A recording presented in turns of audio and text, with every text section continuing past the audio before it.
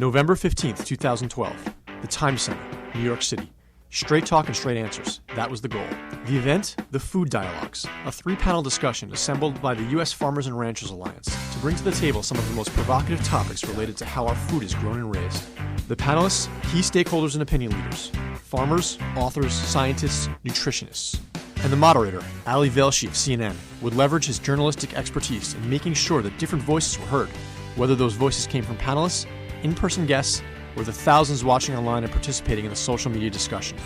The day's discussion started with a panel on media, marketing, and healthy choices. We really have to make sure we're keeping the ground level experience of working families in mind when we're talking about any kind of change that we want to make to agriculture in any direction. To all the farmers and ranchers, you have to get online and you have to put your own story out there and say it in your words. I do believe that the more you know, the more you can eat. Love that idea. It is about I'm going to eat so much tonight. How is it that you're able to get consumers out to the farms so that they better understand what really goes on and understands the growing practices? Absolutely. It's about relationships. We think we grow food. We build relationships. The second panel answered some tough questions about antibiotics and food. Do you think there's any use for antibiotics? Yes, we do.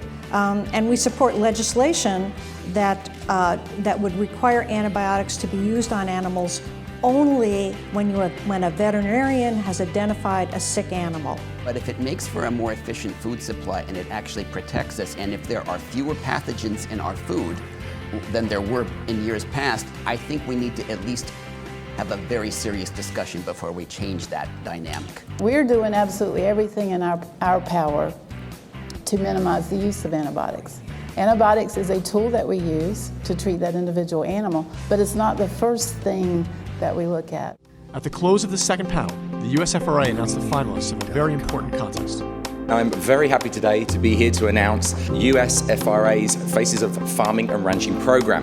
Now, more than 100 farmers and ranchers from across the country have responded to the call by the USFRA to help find the spokesman to share the stories on the national stage and to help further the dialogue on how food is produced in America today.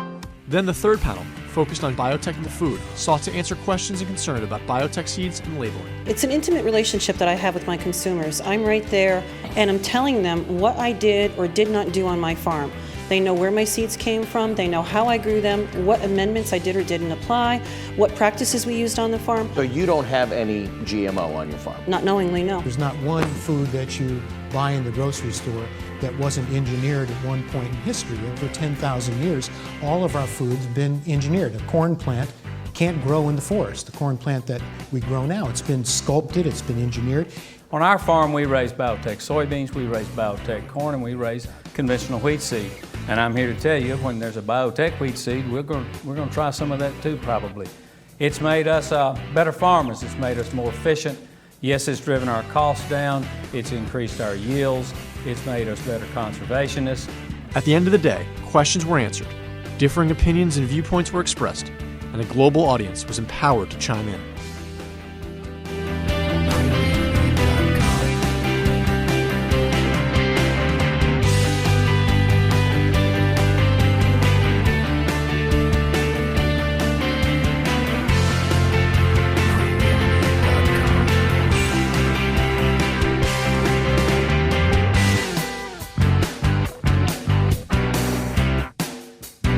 In the end, I think everybody walks away saying, I've learned something more than I thought I knew when I walked in. I certainly did.